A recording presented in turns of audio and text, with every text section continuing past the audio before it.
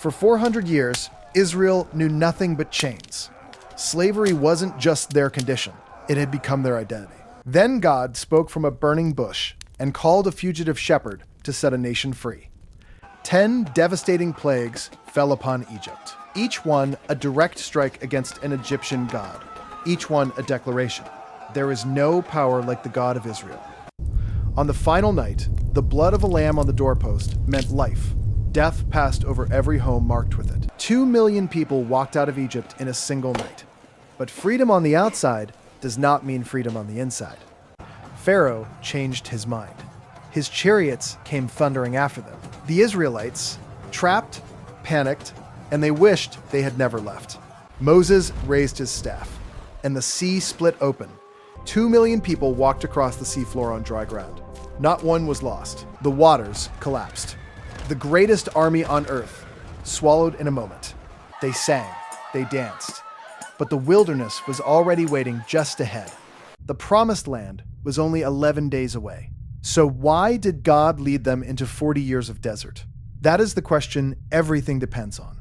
God went before them as a pillar of cloud, not a map, a presence, something they had to watch and follow every single day. At night, fire, a reminder that even in the darkest hour, they were not alone. 3 days in, the water was bitter. They complained, God made it sweet. Lesson: bring your bitter things to God before you turn to blame. Bread fell from the sky every morning, but only enough for one day.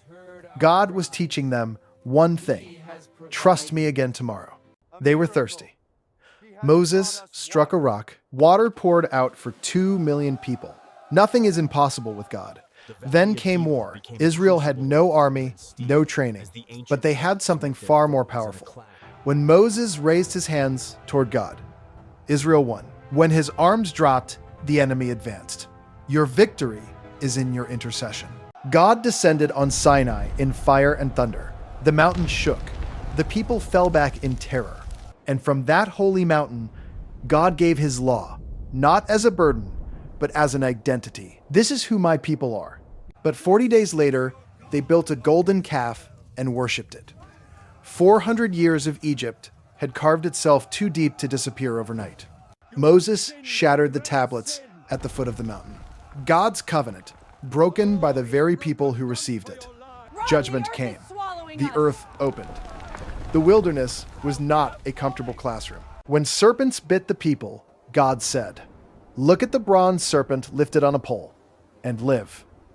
Jesus himself said, "So must the Son of Man be lifted up." And slowly, the generation that left Egypt died in the desert, because you cannot build a new world with a slave's mind. 40 years passed. A new generation rose, one that had never known Egypt, one that had been shaped entirely by the wilderness. Joshua stood before them, a man who had believed when everyone else refused.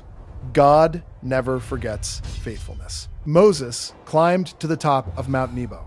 He saw the land, and he did not enter. He died there. And yet, there was never again a prophet like Moses, a man God knew face to face. The wilderness did not diminish him. It defined him. And the new generation crossed the Jordan into everything God had prepared. Maybe you are in your own wilderness right now. The promise feels far away, but God has not forgotten. He is still leading, still preparing you. Keep walking.